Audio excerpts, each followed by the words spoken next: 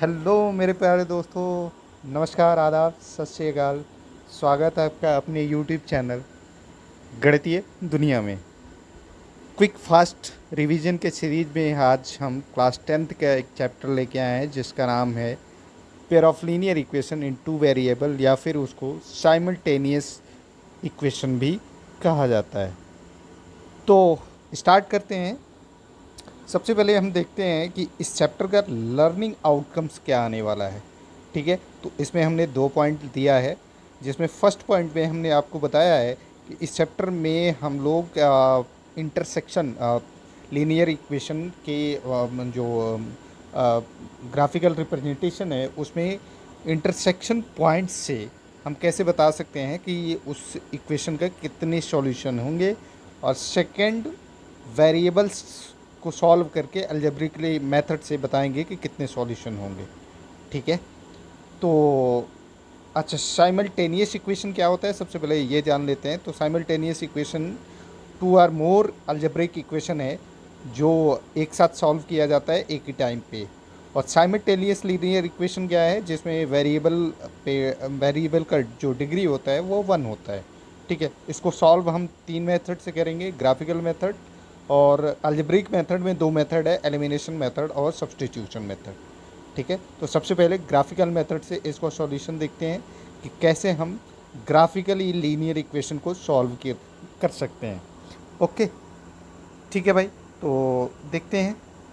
Graphical method में भी हमारा 3 केसेस बनेंगे, जिसमें फर्स्ट केस में हम डिस्कस करेंगे कि इंटरसेक्शन एक पॉइंट पे अगर इंटरसेक्ट हो रहा है, और दूसरा इनफाइनेटली मेनी पॉइंट पे, और तीसरा किसी भी पॉइंट पे नहीं।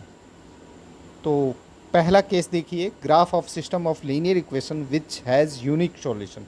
अब यूनिक सॉल्यूशन में ये आप ग्राफिकली देख रहे हैं, ये जो 2 लाइन है y equals to x plus 1 and x plus y equals to 2, ये 2 लाइन का रिप्रेजेंटेशन किसी एक पॉइंट पे इंटरसेक्ट हो रहा है।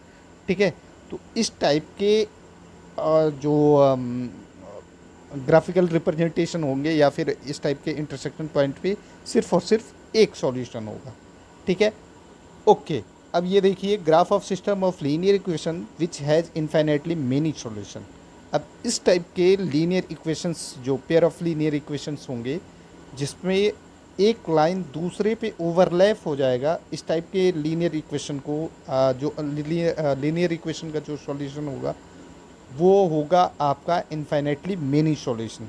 ये आप देख भी सकते हैं, एक्स प्लस वाई, और ये जो नीचे इक्वेशन दिया गया था। ओके, और third one is graph of system of linear equation in two variable which has no solution. अब यहाँ पे ग्राफिकली रिप्रेजेंटेशन देखिए दोनों इक्वेशन का, जो पैरेलल है। ठीक है, ये दोनों लाइन एक दूसरे के पैरेलल हैं। तो इस वाले केस में आपके पास क्या होगा, नो सॉल्यूशन होगा, और इसी को इनकंसिस्टेंट भी बोला जाता है, अभी आपको आगे देखने को मिलेगा। ठीक है, अब देखते हैं हम लोग algebraic method for solving linear equation in two variable. इसमें हम लोगों के पास 2 मेथड है। पहला है एलिमिनेशन मेथड, और second one is substitution method. तो एलिमिनेशन मेथड क्या होता है, कैसे सॉल्व करते हैं एलिमिनेशन मेथड से पेयर ऑफ लीनियर इक्वेशन को, सबसे पहले हम लोग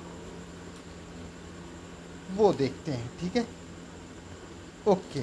तो एलिमिनेशन मेथड में in the method one variable is eliminated by adding और subtracting the equation, this leaves one equation with one variable. ठीक है, यहाँ पे देख भी सकते हैं, किसी एक वेरिएबल को हम सबसे पहले हटाते हैं।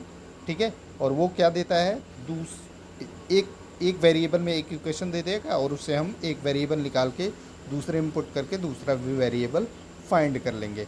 ये एडिशन या सब्ट्रैक्शन से हम लोग करते हैं। ठीक है, एग्जांपल यहाँ पे दिया गया है। यहाँ पे देखिए, पहला 5x plus 2y equals to 24 दिया गया था, and 3x plus 2y equals to 16 दिया गया था।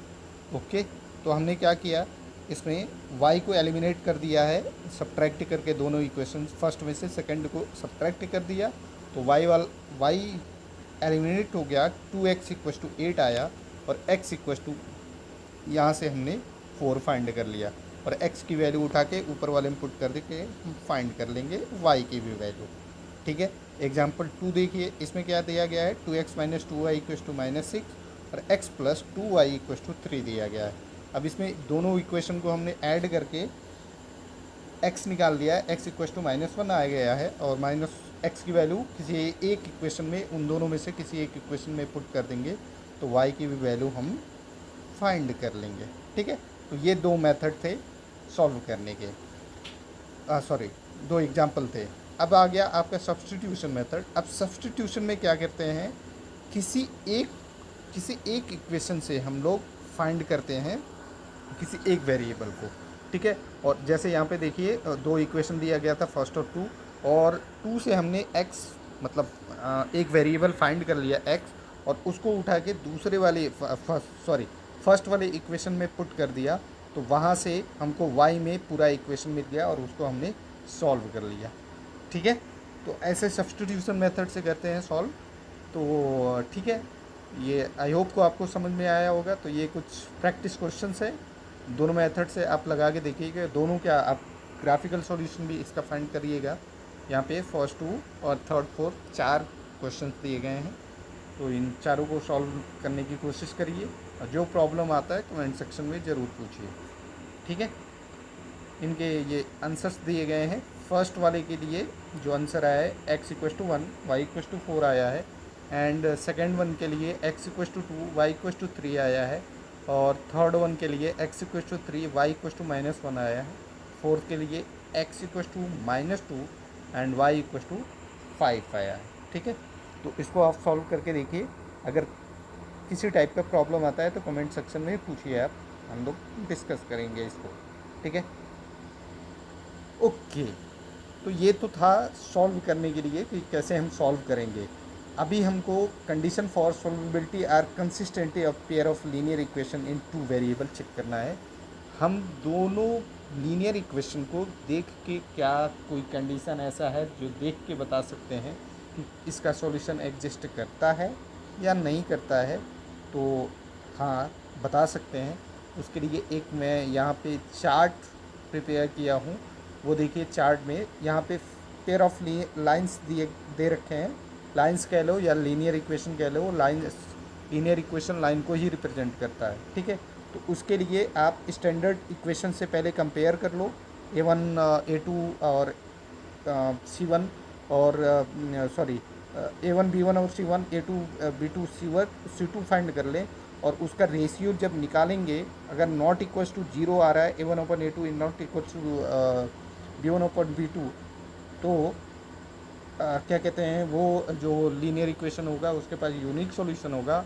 और अगर A1 upon A2 B1 upon B2 और C1 अपॉन C2 तीनों इक्वल आते हैं तो इन्फिनेटली मेनी सॉल्यूशन होगा। अगर ये A1 upon A2 equals to B1 upon B2 is not equal to C1 upon C2 आता है तो वो नो सॉल्यूशन होगा। ठीक है, तो ये कंडीशन था। अगर आपको किसी प्रकार का कोई डाउट है तो ज़रूर